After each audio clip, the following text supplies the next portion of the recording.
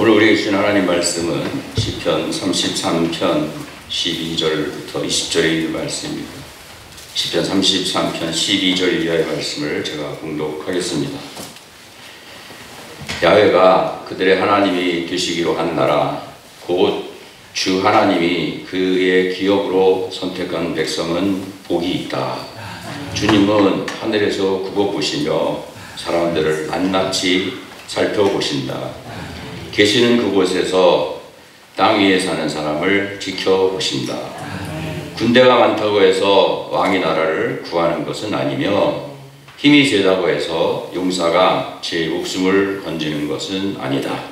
나라를 구하는데 군마가 필요한 것은 아니며 목숨을 건지는데 많은 군대가 필요한 것은 아니다. 그렇다. 주님의 눈은 주님을 경외하는 사람들을 살펴보시며 한결같은 사랑을 사모하는 사람들을 살펴보시고 그들의 목숨을 죽을 자리에서 건져내시고 굶주릴 때에 살려주신다. 주님은 우리의 구원자이시오 우리의 방패이시니 우리가 주님을 기다립니다. 아멘.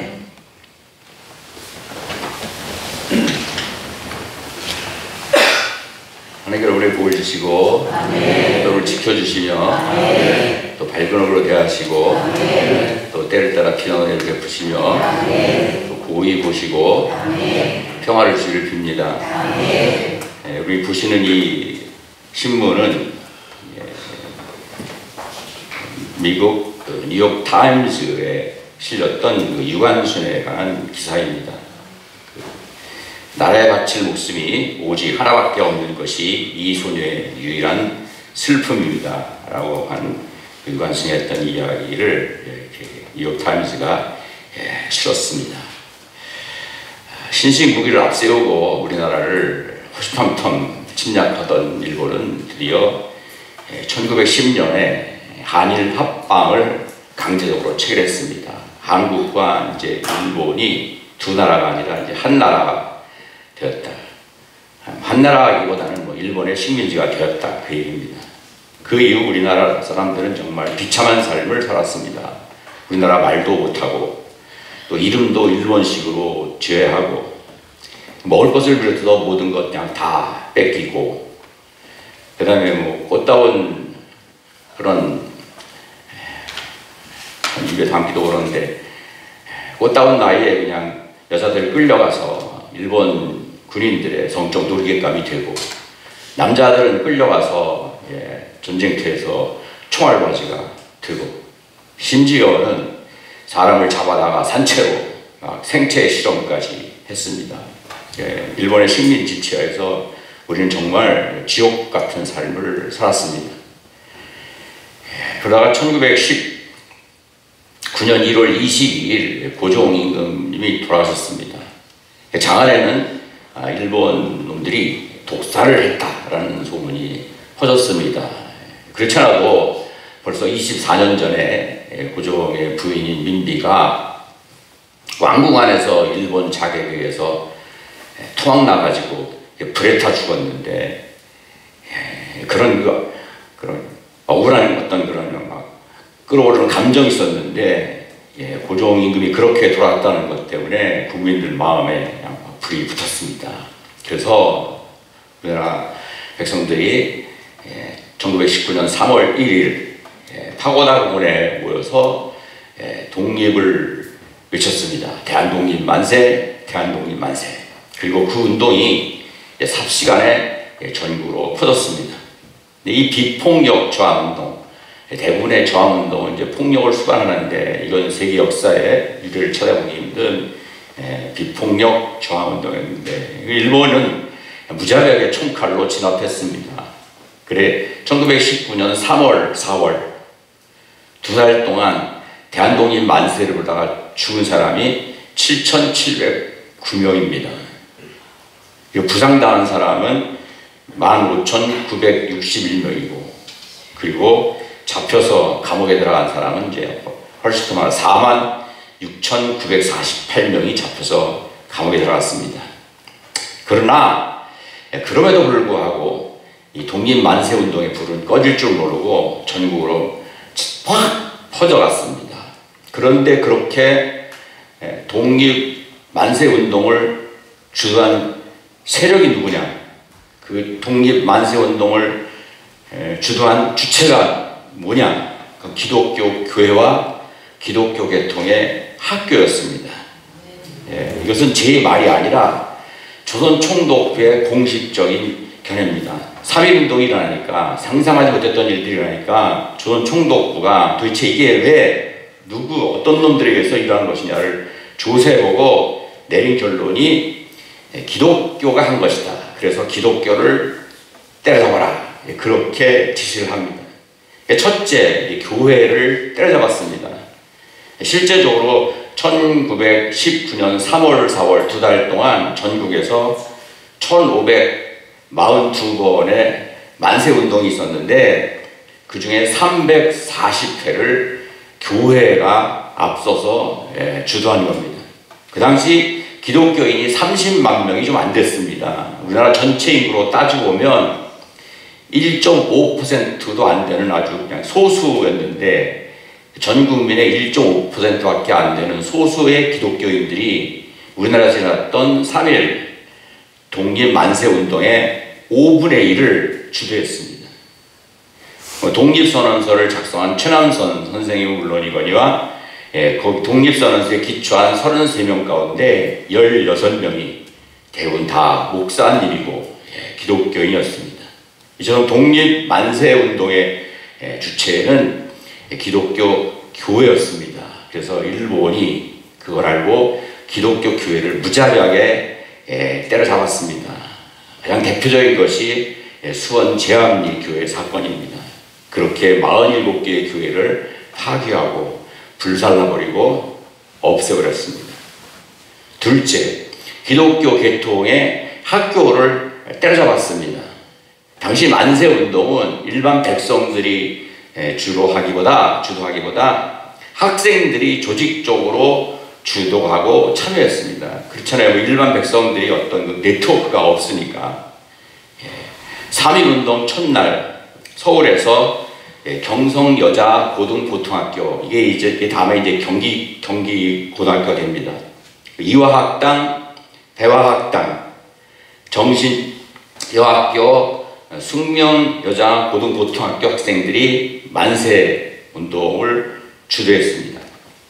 평양에서는 숭현여학교, 숭의여학교, 보성여학교 학생들이 만세운동을 주도했습니다. 이틀 뒤인 3월 3일 개성에서 처음으로 만세운동이 일어났는데 그것은 호스턴 여학교의 학생들이 주도한 겁니다. 3월 5일에는 남대문에서 학생들만이 모여서 연합으로 대한독립 만세를 외쳤습니다. 그리고 3월 10일 전라도에서 처음으로 만세운동이 일어났는데 광주에서 그것은 수피아 여학교의 학생들이 주도했습니다. 그리고 3월 11일은 경상도 지역에서 처음으로 부산에서 독립 만세운동이 일어났는데 그것은 부산진 일신여학교 교사와 학생들이 주도했습니다. 자, 지금까지 말씀드린 학교의 공통점이 무엇입니까? 나라가 세운 경성여자고등보통학교를 빼고는 다 선교사님들이 기독교의 정신을 가지고 기독교의 마인드를 가진 그런 인재들을 양성하기 위해서 만든 미션 스쿨입니다. 더 놀라운 것은 다 여학교입니다. 여학교.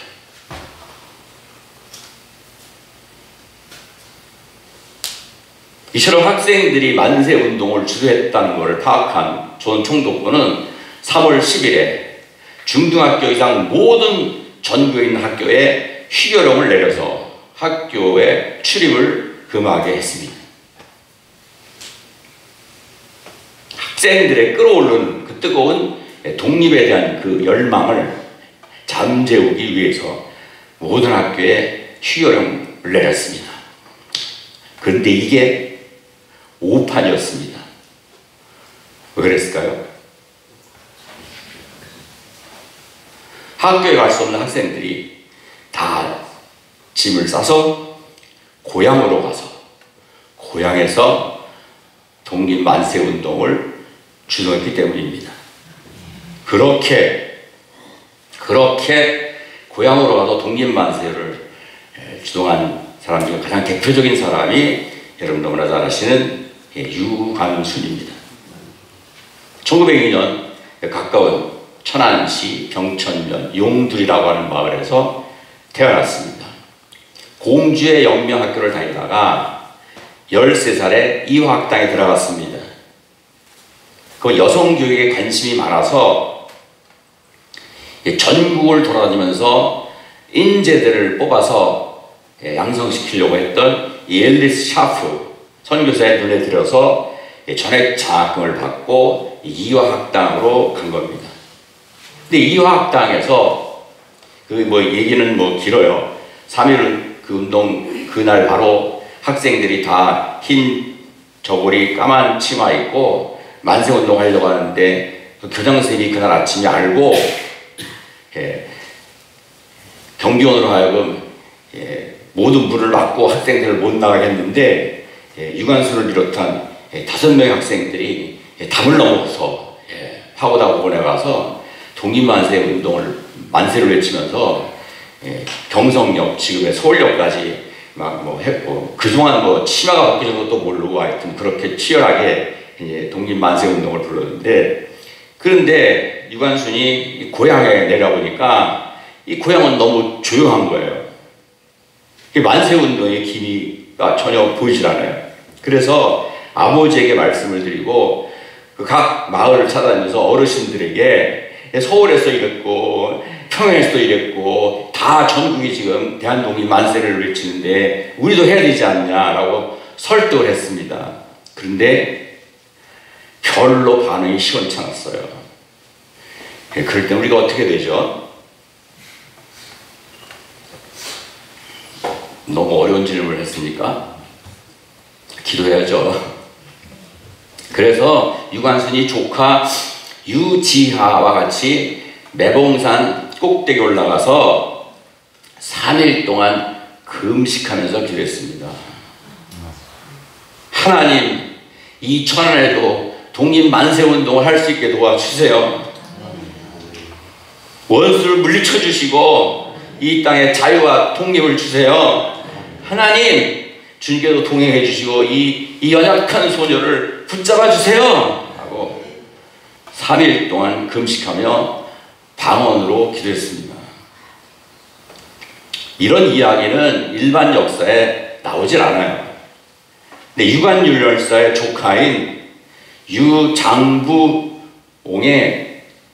또 조카인 유재한 씨가 유관순이 없어져서 유관순을 찾으러 가다가 이제 매봉산을 올라간 겁니다. 올라갔더니 거기 유관순이 있는데 자기는 전혀 알아들을 수 없는 말로 기도를 하고 있었다. 그걸 보고 그 기도 소리를 듣고 그런 역사적 증언이 있기 때문에 저 여러분들 이런 걸 말씀드리는 겁니다. 3일 동안 금식하고 방언으로 기도를 한 다음에 유관순은 확신과 용기를 가지고 담대한 마음으로 내려와서 천안 일대를 다니면서 독립만세운동 교육하고 있는 걸 알렸습니다. 그리고 장이 열리는 4월 1일 병천에 가면 있는 그 아울의 장터에서 드디어 대한독립 만세를 외쳤습니다. 질문, 그때 몇 명이나 모였을까요?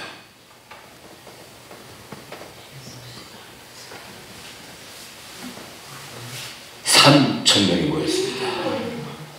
그 당시 인구로서는 상상할 수 없이 많은 사람들이 모여서 어떻게 그렇게 많은 사람들이, 상상할 수 없는 사람들이 모였을까요?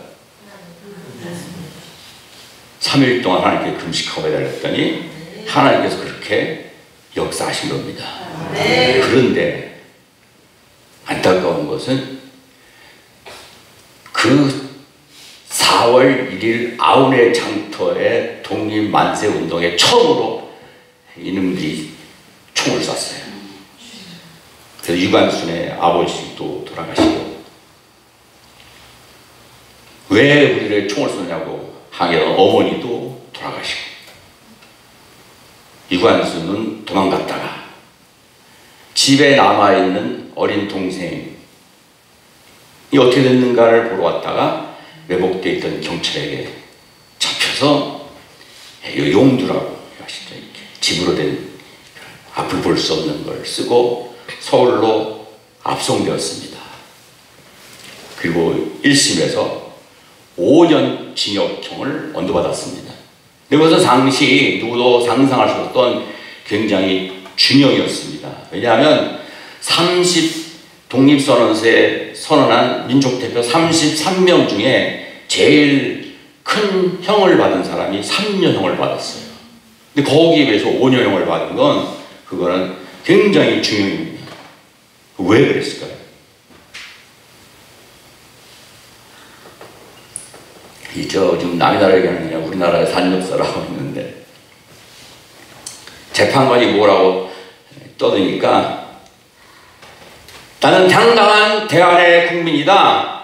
대한 사람인 나를 너희가 재판할 권리가 없다라고 확 앞에 있는 탁자를 집어 던졌어요. 그래서 괘씸죄가 적용돼서 5년원들을 받은 겁니다. 그리고 일제다. 그러니까 그들의 입장에서 보면 질서를 가지기 위해서 만든 1908년에 만든 서대문 형무소, 그 당시는 이제 경성 감옥에 수감되었습니다.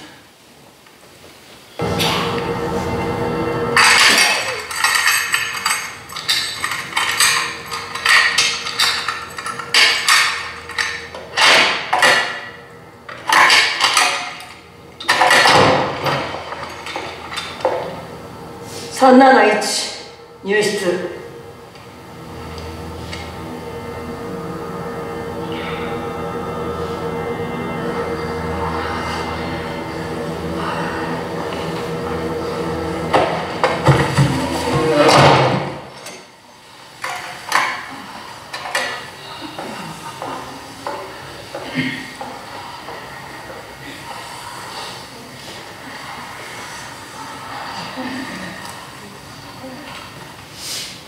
내 전혀 알아.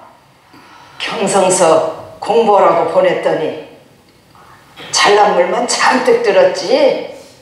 아주머니. 그려 나 만석인니요.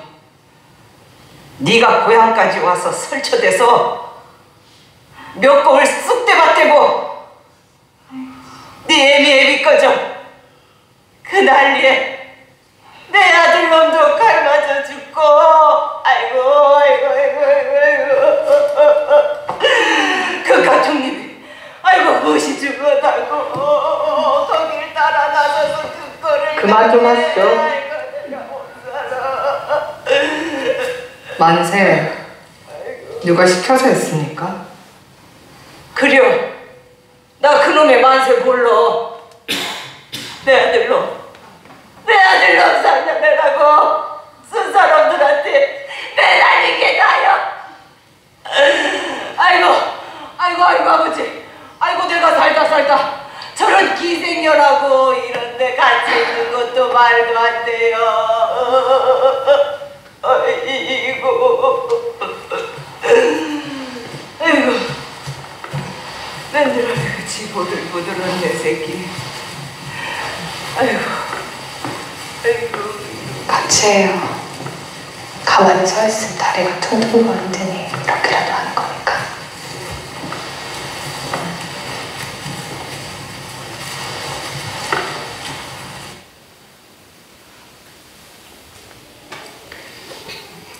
서대문 형무소를 가보신 분,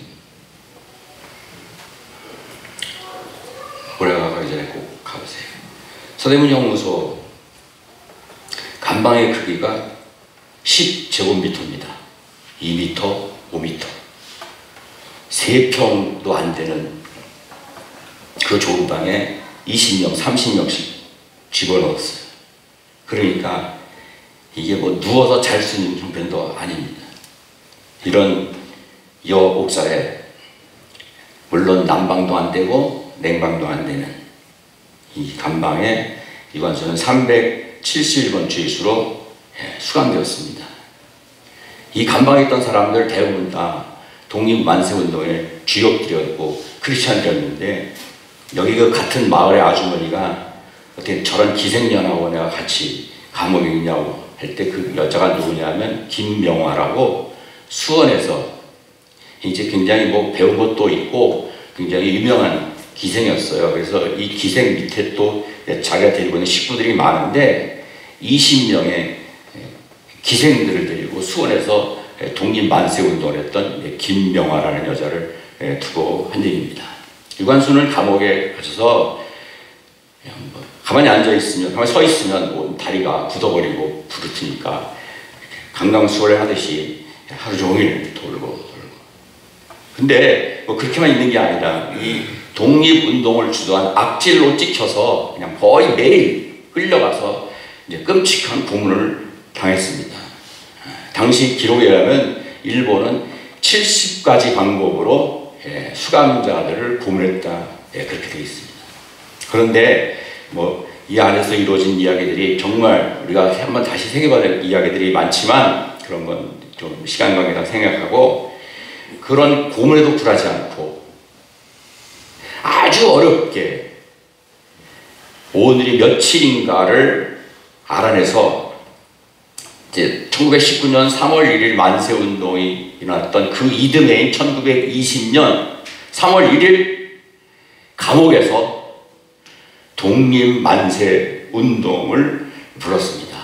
그러니까 이게 다 유관순이 다 계획하고 주도하고 연락해서 드디어 1920년 독립만세운동이 감옥에서 있을 수 없잖아요. 있을 수 없는 일인데 감옥에서 그 만세운동이 또 시작됐습니다. 그래서 어떻게 하는 거야? 언니, 난 나중에 회복이라도 할 걸 하고 후회하고 싶지 않아요. 이런 짓도 했었다, 이렇게 말할 거예요. 그래, 하느님이 우리 고난을 없애주지 못해도 그걸 견딜 힘은 주시겠지. 뭐 이건 각자의 의사에 맡기겠습니다.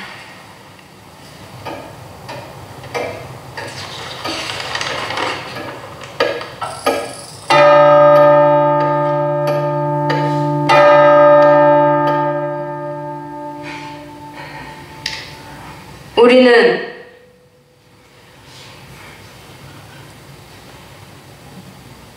조선이 독립국가이며 조선인이 자주적인 민족임을 선언한다.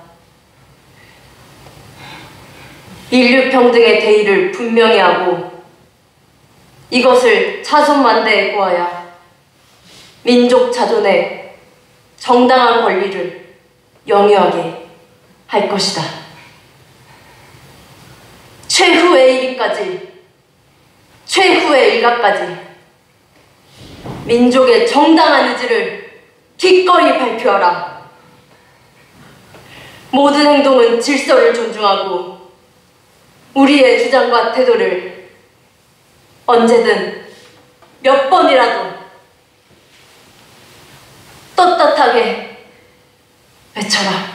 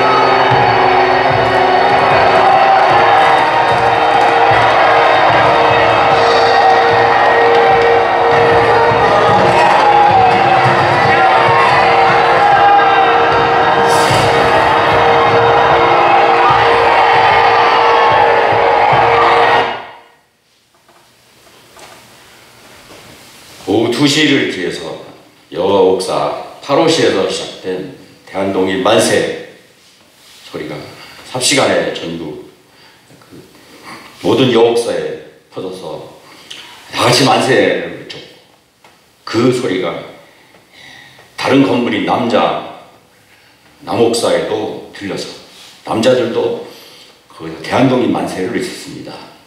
그리고 그 소리가 얼마나 컸던지 감옥 밖에도 들려서 감옥 밖에 있는 사람들도 대한독립 만세를 들었습니다. 결국 유관순은 감옥에서 독립 만세 운동을 계획하고 주도한 그러한 인물로 지목되어서 예전보다 더 지독하고 악랄한 고문을 당합니다. 여러분이 아셔야 될 것 같아서 소개합니다.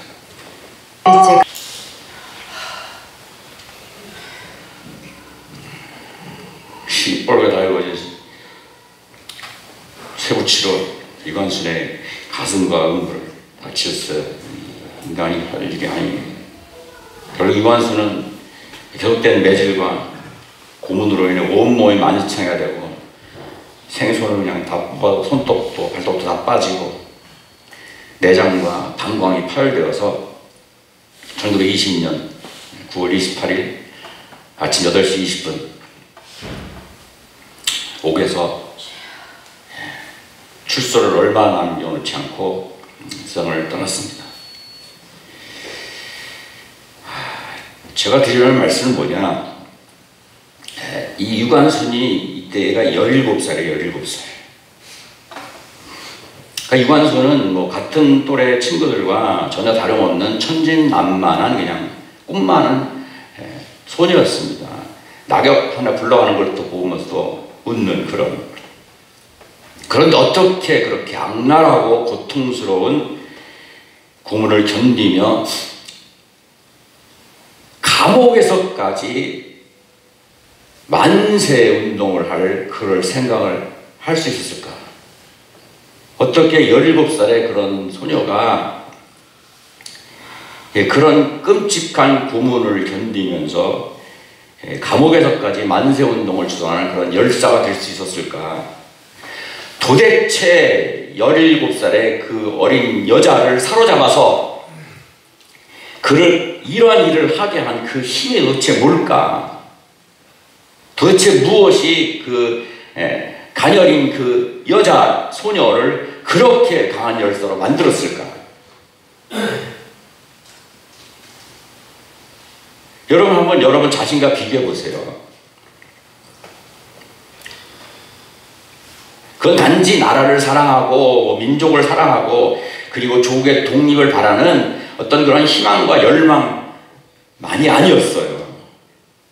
또래 친구들과 전혀 다를 바 없는 그런 소녀를 그토록 강한 열사로 만든 원동력과 힘은 그가 믿는 기독교 신앙이었습니다. 즉 하나님을 믿고 하나님의 말씀을 믿는 신앙이 그를 그렇게 강한 열사로 만든 거예요. 특별히 갈라디아서에 있는 말씀 시작.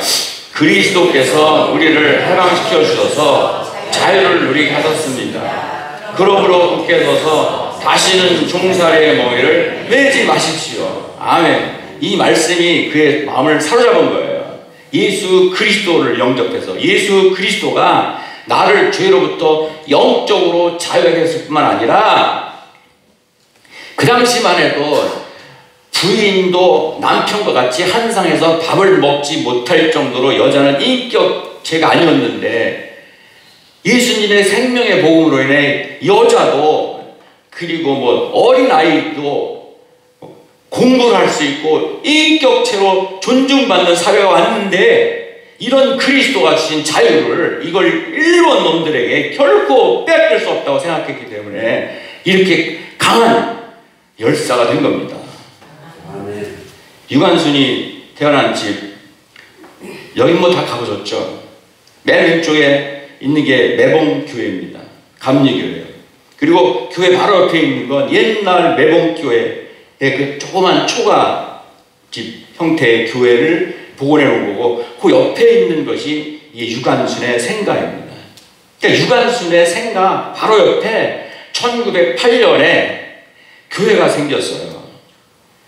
엘모 케이블이라고 하는 충청도 지역을 전도하러 다니던 이도 감리교 선교사님이신데 목사님이신데 그분이 여기 와가지고 이제 예수님을 전했어요. 그래서 이 케이블 목사님의 전도를 받고 유관순의 할아버지이신 유빈기와 유승백이 예수를 영접했어요. 그리고 자연스럽게 유관순의 아버지인 유종건과 어머니 이소재 씨도 기독교인이 되었습니다. 그러니까 아버지는 선교사님이 주일에 못 오면 신학을 공부한 건 아니지만 그래도 교인들을 모아놓고 예배를 드릴 정도로 아주 독실한 크리스찬이었어요.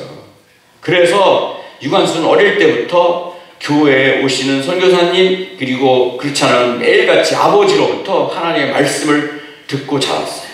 특별히 이화학당에 다닐 때는 정동교회를 나갔는데 정동교회 당시 담임 목사님이 누군가 하면 독립운동을 하셨던 손정도 목사님이십니다. 이 목사님에게 지대한 영향을 받았어요. 그리고는 매일같이 학교가 끝나면 교회 가서 가슴에 뭘 숨겨 품고 뭘까요? 태극기를 가슴에 몰래 숨겨 품고 태극기를 붙들고 나라를 위해서 기도했습니다. 17살짜리 소녀가.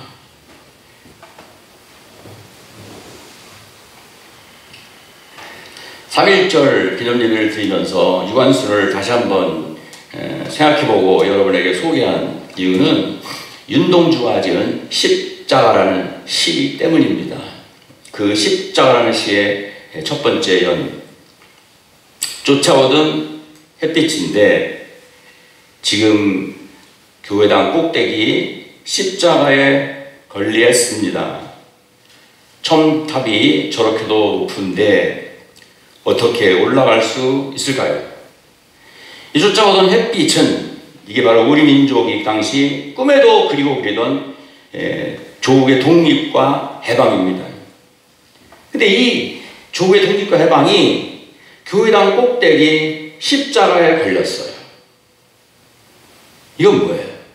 조국의 해방과 조국의 독립의 원동력은 우리 민족이 해방하고 우리 민족이 독립할 수 있는 그 힘은 오직 교회에 있고 십자가의 능력에 있고 하나님의 능력에 있고 하나님의 역사에 있고 하나님의 기적에 있다, 그 말이에요. 근데 그게 너무 요연해 보이는 거예요. 눈 파서. 맞습니다. 모든 나라의 운명은 사람들이 정치 법을 만들고 뭐 한다고 하지만 그 모든 것은 하나님의 마음과 하나님의 뜻에 따라 움직이는 겁니다.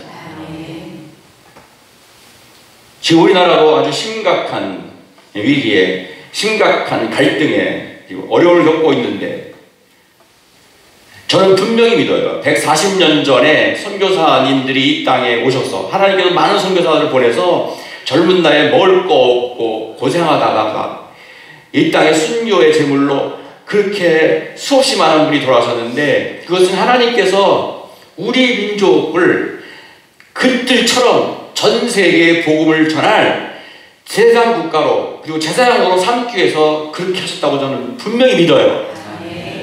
따라서 우리나라가 다시 안정을 되찾아서 그렇게 전 세계에 죽어가는 영혼들에게 복음을 전할 제사장의 사명을 감당하는, 우리들 제사장의 사명을 감당하는 교회로 세워지는 것도, 그것도 뭐 정치적인 타협과 대화에 의해서가 아니라 하나님의 마음과 하나님의 뜻에 달려있다고 저는 믿습니다. 그런 여러분들이 나라를 위해서 기도하셔야 됩니다.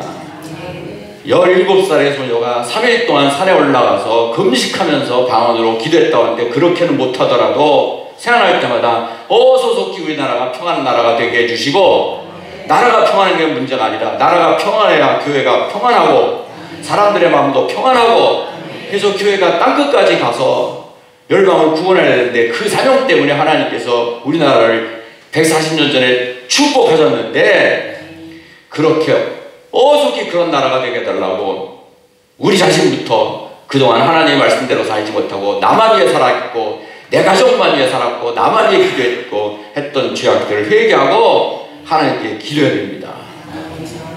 올 시편 33편 1절에 하나님께서 이렇게 분명히 말씀하셨습니다. 시작. 야훼가 그의 하나님이 되시기로 한 나라 곧 주 하나님이 그의 기업으로 선택한 백성은 복이 있다. 아멘. 하나님을 주인으로 섬긴 개인뿐만 아니라 교회뿐만 아니라 나라는 하나님이 지켜주시고 하나님이 하나님의 은혜와 복 가운데 책임져줄 줄 믿습니다. 유관순의 1:1이 그린 영화들은 참 많은데, 제가 앞부분에 소개했던 거는 항거라는 영화인데, 항거라는 영화는 불행하게도 안타깝게도 기독교적인 색깔은 다 빼버렸습니다. 그리고 그 뒤에 보여진 영화는 1919 유관순에 대한 가장 객관적인 자료를 가지고 다큐멘터리로 만든 영화인데, 그 영화, 그 다큐멘터리의 마지막은 이렇게 끝납니다. 기도하겠습니다. 하나님, 과거 일제에 혹독한 압제로부터 우리를 해방시켜 주신 것을 감사드립니다.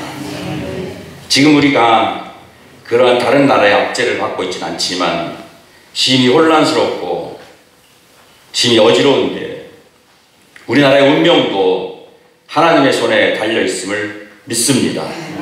하나님, 우리가 잘못한 거 있으면 회개하고 나라 민족을 위하여 기도할 수 있도록 도와주시옵소서.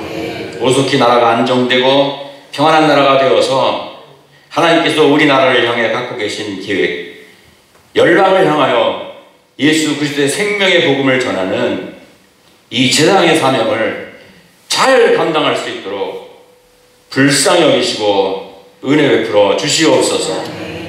너희가 내 말을 알고 또 믿고 또 깨달으면 너희가 진리를 알지니 그 진리가 너희를 자유케 하리라 하셨습니다.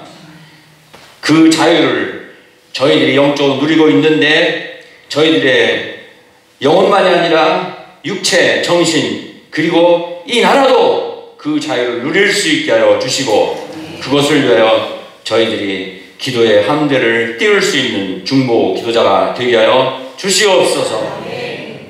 대한민국의 국민으로 살아가고 있는 것이 감사한 일이고 그리고 자랑스러운 일이 될 수 있도록 우리가 이 나라를 살리는 제2, 제3의 유관순들이 되게 하여 주시옵소서. 우리나라의 주인 되신 그리고 우리의 생명 되시는 그리고 우리나라의 모든 문제를 해결할 수 있으신 예수 그리스도의 이름으로 간절히 기도드리옵나이다.